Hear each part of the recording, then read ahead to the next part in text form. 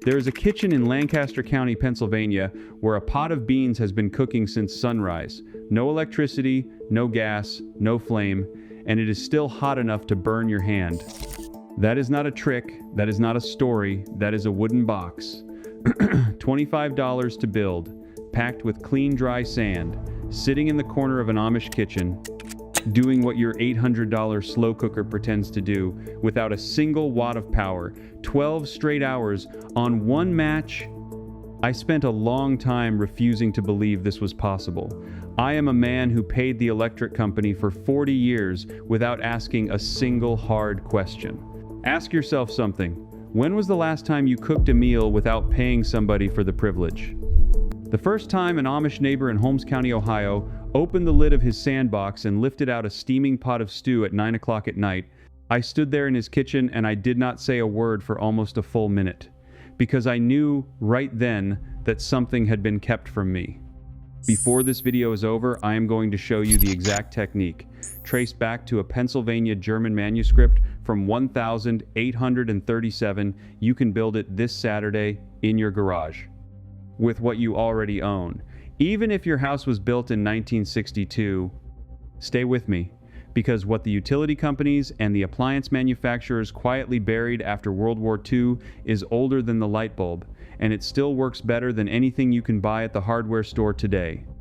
Let me tell you what a sand oven actually is, because if you have heard the term before, you have probably heard it wrong. There is something out there called a sand battery, which is a Finnish invention from around 2020, used to store heat from solar panels in giant industrial silos. That is not what we are talking about. What the Amish have been using in some form since the early 1800s is something much smaller, much simpler, and much older. It is a wooden crate lined inside with sheet metal, packed with clean, fine silica sand that has been dried in the sun for 2 or 3 days. In the center of that sand, they bury a heavy cast iron pot with a tight lid. They heat the pot first on a wood stove or a kerosene flame for about 30 to 40 minutes, until the contents reach a hard boil. Then they lift the entire pot, glowing hot, and they nest it down into the sand so the sand comes up to the rim of the lid. They close a wooden top over the whole thing, and they walk away. The sand does the rest. It is the most boring miracle you will ever see. Sand has a thermal mass that is almost 3 times higher than air, and unlike water, it does not boil off. Once it absorbs the heat from that pot, it gives it back slowly, hour after hour, holding the contents above 170 degrees Fahrenheit for 10 to 12 hours without any additional fuel. That is hot enough to finish cooking dried beans, slow braise tough cuts of mutton, render lard, cook oatmeal overnight, or hold a soup at safe serving temperature from breakfast until supper. A traditional electric slow cooker on the low setting draws around 200 watts continuously for 8 hours. That is 1.5 kilowatt hours every meal. Multiply that by 365 days, and you are paying the utility company between $70 and $90 a year just to do what a wooden box of sand does for free, after you light one match. The Amish woman who first showed me her sand oven told me her grandmother called it the haystack cooker, because in the 1800s, when sand was harder to get, families would dig a hole in a haystack, drop the hot pot in, cover it with hay, and let the insulation finish the meal while the men worked the fields. The hay version is still mentioned in old Pennsylvania farming journals, but the sand version, packed in a crate, was the upgrade. It did not burn. It did not collapse. It lasted decades. Now here is where the story turns, because you have to ask yourself a simple question. If this was so common, so cheap, and so effective, why has nobody ever told you about it? Why is there no chapter on it in any modern cookbook? Why did your grandmother, who probably could have used one during the Depression, never mention it? The answer is not an accident. In 1935, the Rural Electrification Administration was created under the Roosevelt administration, and over the next 2 decades, it ran power lines into almost every farmhouse in America. That program was a public good in many ways, but it also came with a quieter agenda. The major appliance manufacturers of that era, led by companies whose names you still see on every stove in every showroom, lobbied hard for what they called modern kitchen standardization. Home economics departments at land-grant universities were funded directly by these manufacturers.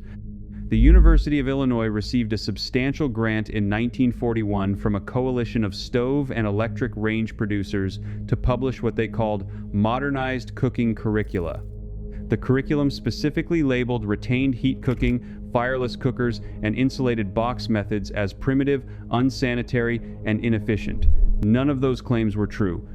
But once they were printed in extension service pamphlets and handed to every new bride taking a high school home economics class, the knowledge began to vanish from one generation to the next.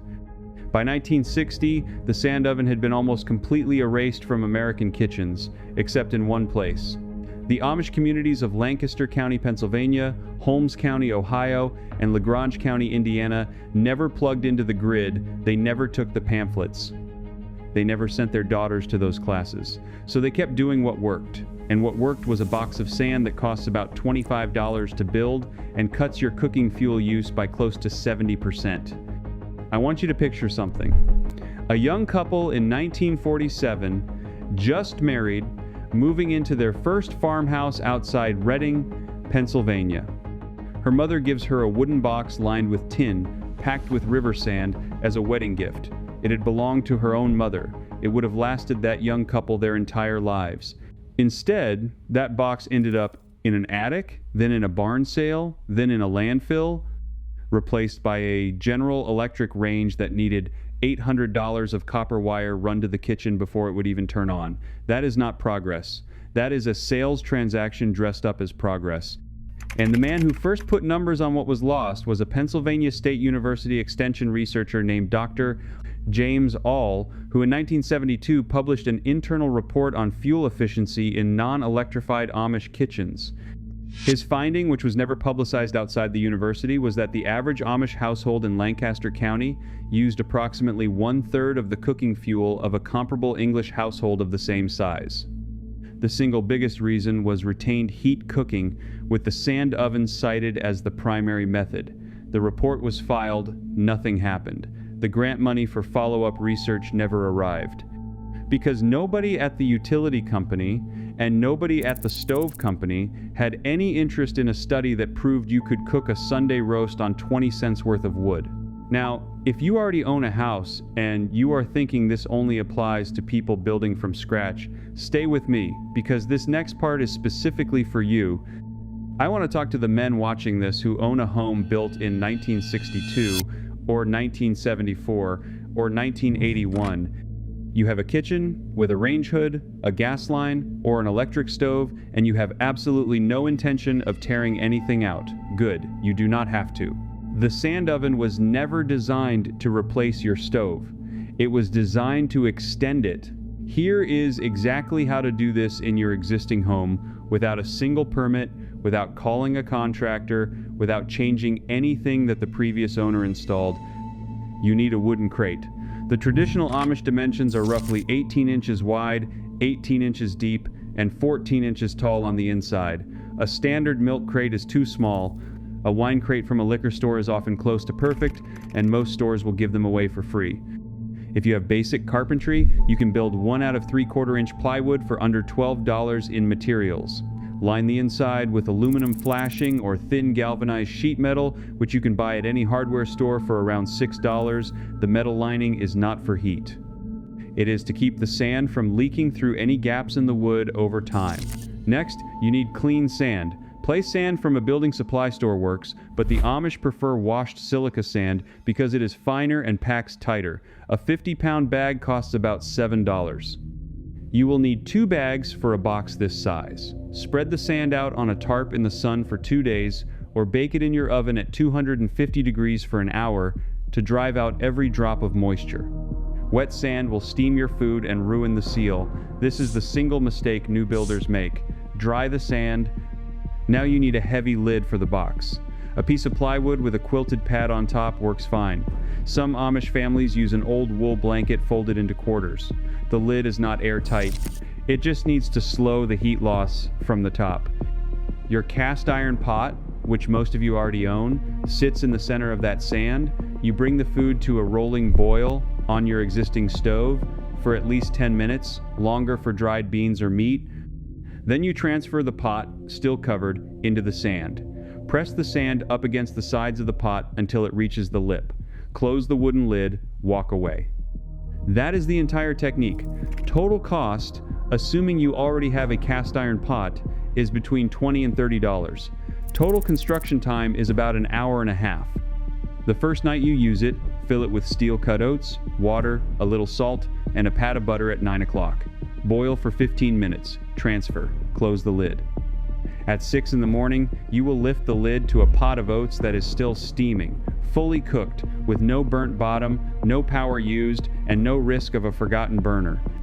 The first time I did this in my own house, with a box I built on a Saturday afternoon in my garage in Pennsylvania, I stood in my kitchen at 5:30 in the morning, lifted the lid, and just laughed out loud. 40 years of slow cookers. 40 years of timers, 40 years of paying for electricity to do what a wooden box did better.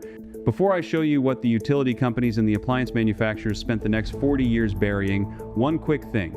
Everything I have been pulling out of these Amish kitchens and farmhouse archives, the $25 wooden box of sand that holds a pot at 170 degrees for 12 hours on one match, the 18 by 18 by 14 inch crate dimensions, the dry silica sand that packs uniformly, the steel-cut oats boiled at 9 and lifted out at 6 in the morning, fully cooked, the $70 to $90 a year that you stop paying the utility company the moment the box is finished, the Pennsylvania German technique from 1837 that I am about to walk you through, the Burkholder sand reservoir from the sand battery video that uses the same thermal mass principle for whole house heat, the cellar vent from the absorption fridge video, the $50 wall from the Trombe wall video, the smoke shelf from the Hans Herr video, the Alms collection from the 20 depression hacks video, the borax termite preservation from the 15 use video, and all the other pieces I have pulled out of Lancaster County and Holmes County over the years. I have put it all in one place, room by room, season by season, in the order the families actually use it. It is called the Amish Home System. Link is in the description.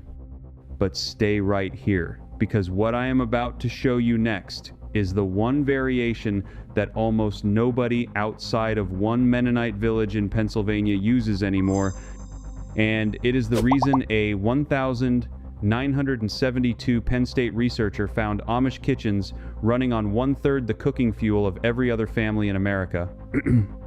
But here is where the story gets darker, because the sand oven is only the visible piece of a much larger pattern. In 1978, a small appliance trade group, whose name I will not give here, because their successor organization still operates, sent a delegation to the United States Department of Energy. They were lobbying against a proposal to include retained heat cooking methods in federal energy efficiency education programs. Their internal memo, which surfaced years later in a Freedom of Information request, argued that promoting non-electric cooking methods would, quote, undermine the market position of established appliance manufacturers and confuse consumers about modern kitchen safety standards, end quote. The Department of Energy quietly dropped the proposal.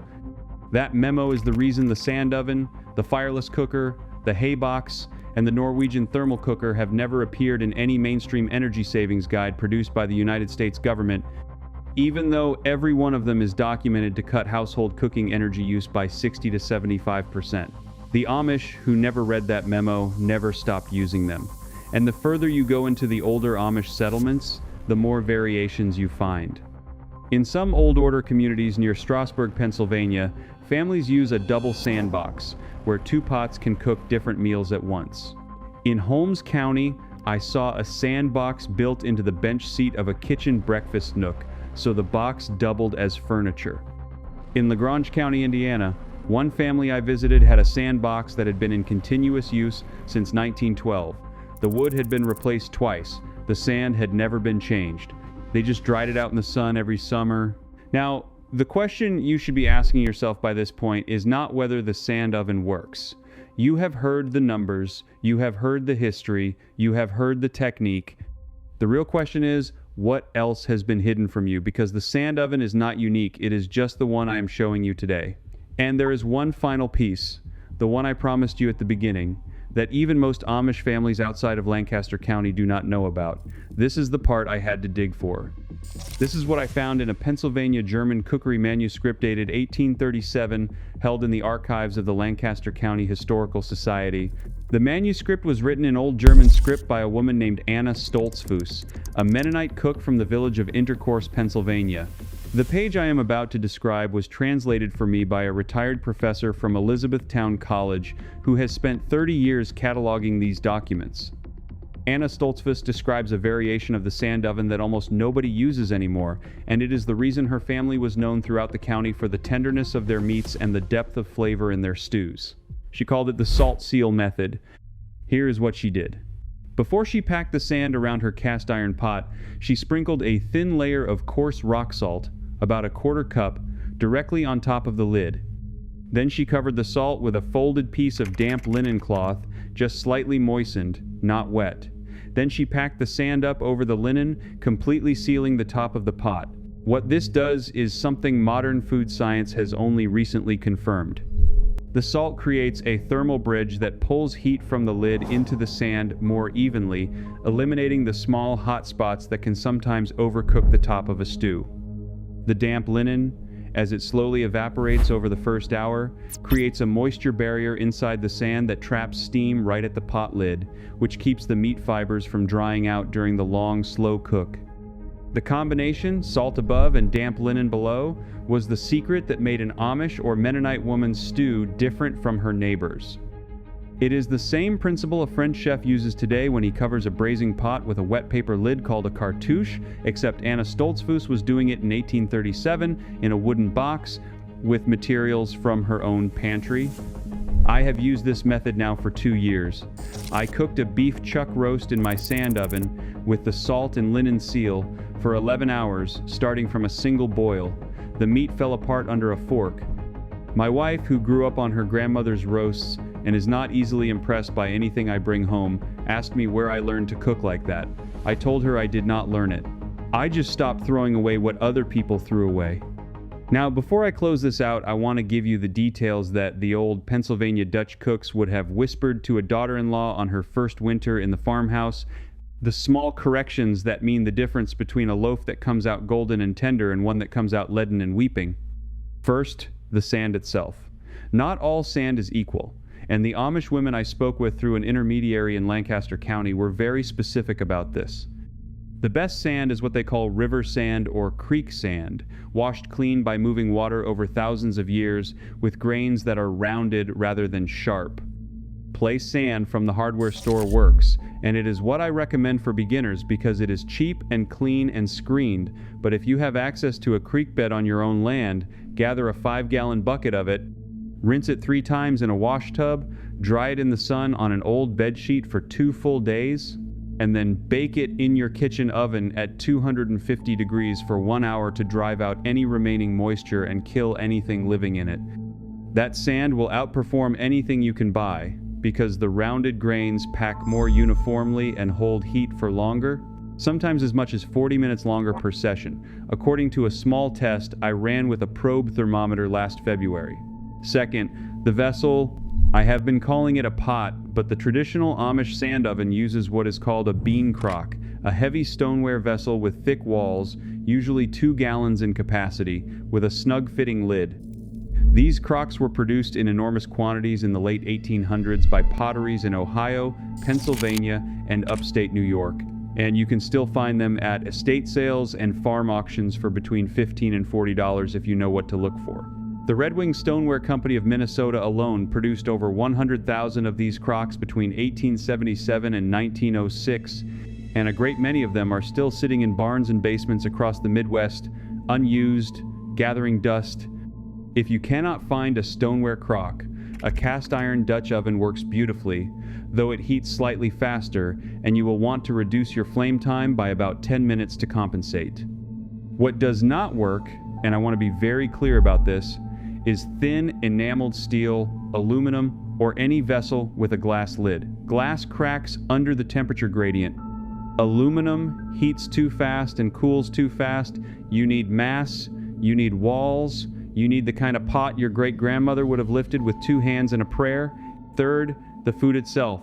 The sand oven excels at 3 categories of cooking. The first is slow-grain dishes, which include steel-cut oats, barley pilafs, wheatberry stews, and any kind of rice that benefits from extended absorption. The second is bean and legume cookery, where the gentle, sustained heat breaks down the cell walls of dried beans more completely than any pressure cooker, producing a creamy texture that you cannot get any other way. Navy beans cooked overnight in a sand oven with nothing but water, salt, a strip of bacon, and a bay leaf will make you understand why the colonial Americans considered beans a centerpiece food and not a side dish. The third is tough cuts of meat, particularly shoulder cuts, shanks, and oxtails, which transform over 8 to 12 hours into something that falls off the bone with the touch of a fork. A 3-pound beef chuck roast, seared first in a hot skillet and then nestled into the sand oven with onions, carrots, and a cup of stock at 6 in the evening, will be ready at 6 the next morning, fork, tender, and swimming in its own gravy, and your house will smell like a place worth coming home to. And before anyone tells you this is impractical for working families, that you cannot leave a flame burning unattended, that you do not have the time, I want to respond directly. The sand oven was designed precisely for working families. The Amish are not idle people. They farm 12 and 14-hour days during harvest. The whole point of this method is that the cooking happens while you are doing other things, and the flame, that 45-minute initial flame, can be done while you are getting children ready for school, packing lunches, or feeding animals. After that, the burner goes off. There is no unattended flame. The sand and the crock do the rest of the work in complete safety, with no risk of fire, no risk of boiling over, no risk of burning the food. In 1931, a fire safety report from the Pennsylvania State Fire Marshal's office specifically noted that residual heat cookery, as it was then called, was associated with significantly fewer kitchen fires than conventional stovetop cooking, and the report recommended its wider adoption in rural households. That recommendation, like so many others, was quietly shelved when the rural electrification program began rolling out 2 years later, and the appliance manufacturers needed every kitchen in America converted to their products. So when somebody tells you this is impractical, ask them impractical compared to what? Compared to a stove burning gas or electricity for 3 hours, compared to a slow cooker drawing wattage all day long, compared to ordering takeout because you are too tired to cook after work. The sand oven is the most practical cooking method ever devised for people whose lives are full, and that is exactly why it had to be erased. That is the secret. That is what they took from you. 3 generations of American families used to know this, and now you do too. You did not just watch a video about a wooden box of sand, you recovered something. A piece of knowledge that belonged to your great-grandmother that was quietly taken off the shelf and replaced with a monthly bill is back in your hands tonight. You can build this on Saturday, you can use it on Sunday, you can teach your son or your grandson how it works on Monday, and you can do all of that without asking permission from anyone. If you are the kind of person who believes that real knowledge has been quietly pushed aside to protect someone else's profit, you already know what to do next. Now, I want to hear from you. In the comments below, tell me this. Do you remember a grandmother, an aunt, or an old neighbor who used to cook something slow and impossible without a stove running all day? What did she make? What did it taste like? Because every one of those memories is a clue to something else that was taken from us, and the more we share, the more we recover. Leave that comment. Do not just scroll past. This audience does not interact enough, and the only way these stories get out of the algorithm and into other people's homes is when you speak up. If this is the first video of mine you have seen, understand what this channel is. This is not a cooking channel. This is not a homesteading channel. This is a recovery operation. We are going back through what the Amish never forgot, one technique at a time, and we are bringing it home. Subscribe and turn on the bell, because the next video I am working on right now is about a method the Amish use to keep a root cellar at a perfect 38 degrees year-round without a single watt of refrigeration, using a copper pipe technique that was documented in an Ohio Agricultural Bulletin from 1904 and then quietly removed from the next edition. You are going to want to see that one. We are not a channel, we are a movement of people who refuse to keep paying for what we already had. Welcome home.